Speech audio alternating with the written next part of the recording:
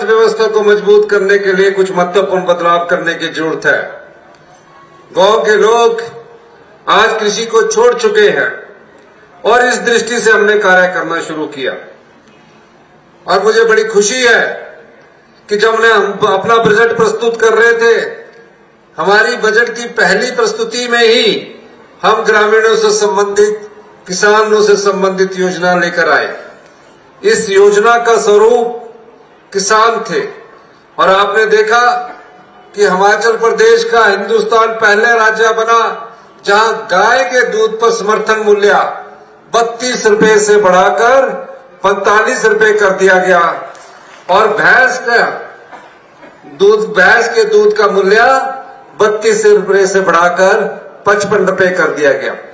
यानी कि इससे कम अगर दूध कहीं बाजार में बिकता है तो सरकार खरीदेगी। 45 रुपए उसका रेट फिक्स कर दिया गया, 45 रुपए से कम सरकार खरीदेगी। ये क्यों किया गया? ताकि गांव के लोगों के हाथ में पैसा आए, किसान के हाथ में पैसा आए। और किसान के हाथ में पैसा आने के लिए योजनाएं बनानी पड़ती है। फिर हमने देखा जिसने पशु रखा होगा, हर एक परिवार के पास पशु होते हैं। हम गांव के परिवेश से आते हैं, आप लोगों से, परिवार से उठकर हमने अपना राजनीतिक जीवन शुरू किया। और जब गांव में पशु रखते हैं तो उससे गोबर जब गाय या भैंस देती है तो उसका कैसे प्रयोग किया जाए, उसका प्रयोग करने के लिए हमने कहा गोबर पर आधारित जो भी व्यक्ति खेती करेगा उस गोबर में पैदा होने वाली गेहूं का मूल्य भी हमने तय किया और गोबर से पैदा होने वाली गेहूं सरकार आपसे 40 रुपए प्रति किलो के हिसाब से खरीदेगी और मक्की 30 रुपए प्रति किलो के हिसाब से खरीदेगी। इस प्रकार का समर्थन मूल्य देना हिंदुस्तान के पहला राज्य हिमाचल प्रदेश बना ताकि गांव की आर्थिकी में वृद्धि हो सके। ये योजनाएं किसान से संबंधित है। धरातल में आने में अभी थोड़ा समय लगेगा, लेकिन जब धरातल में ये आएगी तो आपकी जेब में तकरीबन महीने का 20 से 25 हजार रुपया आप घर बैठ के कमा सकते हैं। ये हमारी सरकार की योजना थी। यही नहीं, और भी कई बजट में हमने योजनाएं प्रस्तुत की। हमने देखा हमारा युवा वर्ग जो नशे की लत में पड़ता जा रहा है, युवाओं की खेलों में रुचि कम होती जा रही है। हमने युवाओं में खेलों की रुचि बढ़ाने के लिए सभी युवा एक नीति बनाई और बजट में उसको प्रस्तुत किया।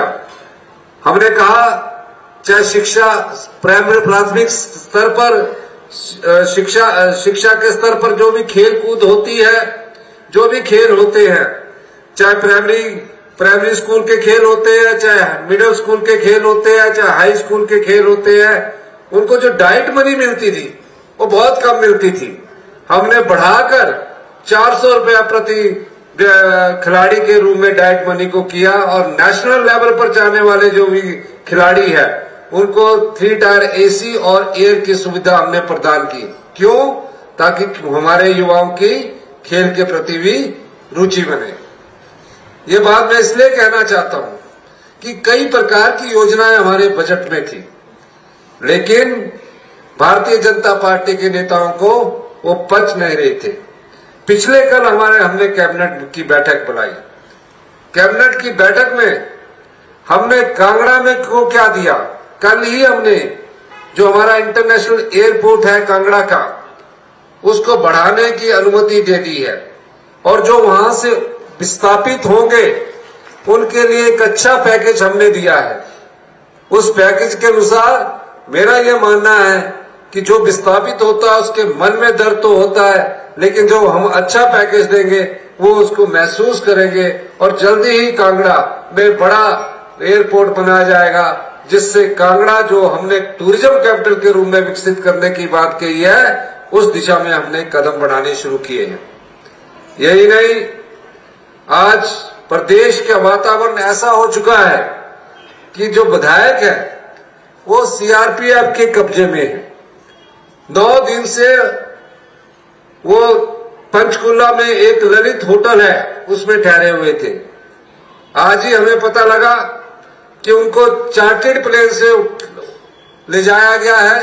कहां ले जाया गया इसकी सूचना तो अभी आई नहीं है, लेकिन जो विधायक हमारे यहां से गए हैं, 6 विधायक कांग्रेस के, 3 आजाद विधायक हैं, वो अपनी आत्मा से पूछिए कि उन पर क्या बीत रही होगी, किस प्रकार का दर्द उनके सीने में होगा, क्या पीड़ा उसके मन में होगी, क्योंकि वो जानते हैं कि हमने गलत किया है, लोकतंत्र को कमजोर किया है। और मैं ये भी जानता हूं कि ये जब बाहर आएंगे तो इनके मन में एक पीड़ा और एक पछतावा हमेशा के लिए होगा कि हमने कांग्रेस की जो आम जनता की सरकार थी उसको गिराने का हमने प्रयास किया। भारतीय जनता पार्टी जहां प्रदेश के हित की बात करने की बात करती है, मैं तो इतना ही कहना चाहता हूं, भारतीय जनता पार्टी ने कभी प्रदेश का हित नहीं देखा। इतनी समस्याएं थी, हम उस समस्याओं का निपटारा धीरे धीरे करने जा रहे हैं। आप जानते हैं कि कंप्यूटर टीचर लगे हुए थे, 12-12 साल से, 18-18 साल से कंप्यूटर टीचर लगे हुए थे। मेरे मुख्यमंत्री बनने के बाद जब मुझसे वो मिलने आए, कहा अब तो हम रिटायरमेंट पर पहुंच गए, हमारा भी कोई सुध लीजिए। मैंने उनसे कहा था अभी प्रदेश की अर्थव्यवस्था को थोड़ा ठीक होने दीजिए। और पिछले कल ही हमने उन कंप्यूटर शिक्षकों के लिए एक नई नीति लाई ताकि वो सरकार में अपना रोजगार प्राप्त कर सके। उसी तरह एसएमसी में भी पिछले 20 साल से, 15 साल से एसएमसी टीचर लगे हुए थे। हमारी सरकार ने कल ही कैबिनेट में ये फैसला लिया कि इनको भी सरकार में ले लिया जाएगा। इसके अलावा कितने ऐसे केसेस थे जो कोर्टों में चलते थे। जेओआईटी का केस था, कल ही हमारी कमेटी सब कमेटी ने हमें रिकमेंडेशन दी कि जेओआईटी के जो बच्चे हैं उस रिकमेंडेशन के आधार पर उनको सरकार में रोजगार प्राप्त करने का अवसर प्रदान किया जाए। हमारी सरकार ने इस पर भी जल्द फैसला करने का वादा अपने युवा साथियों को किया। जब से भारतीय जनता पार्टी की सरकार गई है, नित नए षड्यंत्र सरकार को गिराने के लिए कर रही है। प्रदेश में आपदा आई, आपदा इतिहास की सबसे बड़ी थी। कई घर उजड़ गए, 13,000 घर कच्चे और पक्के आंशिक रूप से उनको नुकसान पहुंचा, 3,000 घर पूर्णतः उजड़ गए।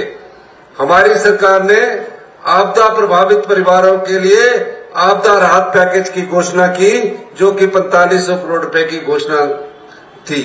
उस घोषणा के अनुरूप पूरे प्रदेश में युद्ध स्तर पर इस आपदा से निपटने के लिए कार्य शुरू किया गया। अभी भी भारतीय जनता पार्टी की जो सरकार है, प्रदेश के नेता यहां से जाकर जो हमारा अधिकार बनता है उस अधिकार को रोक के रखे हैं। जैसे कि अभी 9,043 करोड़ आपदा के बाद हमारी सरकार का, हमारी जनता का अधिकार बनता है, आपका अधिकार बनता है। केंद्र सरकार ये बताए कि जो 9,033 करोड़ बाढ़ के बाद आपदा राज्य को मिलने चाहिए थे, वो आज तक क्यों नहीं मिले, जबकि वो दिसंबर में हमें मिल जाना चाहिए थे। उसके पीछे भी राजनीतिक रोटियां सेक रहे हैं। इस प्रकार वो कांग्रेस या हिमाचल प्रदेश के लोगों का हक छीन रही है। मैं तो सिर्फ इतना कहना चाहता हूं भारतीय जनता पार्टी के सभी विधायकों को, निश्चिंत रहिए। चोरी से लेकर जो विधायक गए हैं और जो धन की आत्मा से अपने विधायक बिके हैं, अंतरात्मा नहीं थी, धन आत्मा थी। वो जिस धन की आत्मा से जो विधायक गए हैं, याद रखना आप वो अपने जीवन की बहुत बड़ा पछतावा कर चुके हैं। और मैं ये भी कहना कर चाहता हूं कि हिमाचल में कांग्रेस की सरकार पूरे 5 साल चलेगी। किसी भी प्रकार का हथकंडा अपना लेना, किसी भी प्रकार का राजनीतिक षड्यंत्र कर लेना, लेकिन हिमाचल की जनता, हिमाचल के आम परिवार की जनता, किसान, माताएं, युवा साथी हमारे साथ कंधे से कंधा मिलाकर खड़े हैं। ये वक्त बताएगा।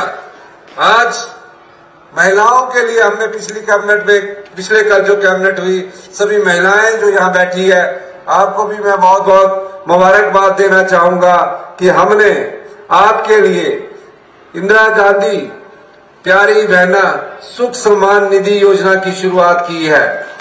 इसमें प्रत्येक महिला को जिसने 18 साल से के ऊपर की उम्र पार कर रखी है, उसे जीवन के अंतिम सांस तक हमारी सरकार 1500 रुपया प्रत्येक महीना देगी और 18,000 रुपया साल का देगा। ये हमारी गारंटी थी। इस गारंटी को हमने पूरा करके दिखाया। और ये गारंटी पूरी कैसे हुई? क्योंकि हमने भ्रष्टाचार पर लगाम लगाई। जो भ्रष्ट तरीके थे उन तरीकों को बंद कर दिया और जो उस भ्रष्ट तरीके से बचा हुआ पैसा है वो आम लोगों के हित में और महिलाओं के हित में हम देने जा रहे हैं। अंत में मैं किशोरी लाल जी ने जो कहा है, इन्होंने काफी मांगे रखी है। किशोरी लाल जी एक सिद्धांतवादी है। इनके पास भी कई लोग आए बड़ी बड़ी टैक्सी दिखाने के लिए। किशोरी लाल जी ने कहा, मैं इन टैक्सियों के सहारे अपना जीवन यापन नहीं करता। 2 वक्त की रोटी सुबह खाता हूं, 2 वक्त की शाम को खाता हूं और जनता की सेवा करता हूं। इस प्रकार का सेवक आपको बैजनाथ क्षेत्र में मिला है, जो आपके हित में सोचता है, जो टैक्सियों के हित में नहीं सोचता है। तो इसलिए मैं किशोरी लाल जी का एक बार जो उन्होंने मांगे रखी है, उन मांगों को मैं जैसे बैजनाथ क्षेत्र में अगले एकेडमिक सेशन से शुरू कर दिया जाएगा। जो भी इन्होंने मांगे रखी है, एक वकीलों की सुविधा का, एडवोकेट चैम्बर के निर्माण की, आपके पास जगह होगी, पैसा हम दे देंगे। और जो इंडोर स्टेडियम की बात रखी है, इंडोर स्टेडियम बैजनाथ के लिए जो कि कॉलेज के अंदर है, जिसमें मल्टीपर्पज स्पोर्ट्स कॉम्प्लेक्स बनेगा, उसके लिए भी मैं 10 करोड़ रुपए देने की घोषणा करता हूं। और इसके साथ ही जो इन्होंने पूरी मांगे रखी है, उन मांगों को मैं पूरा करता हूं। आपने मेरी बात सुनी, आपका बहुत बहुत धन्यवाद। जय हिंद, जय भारत।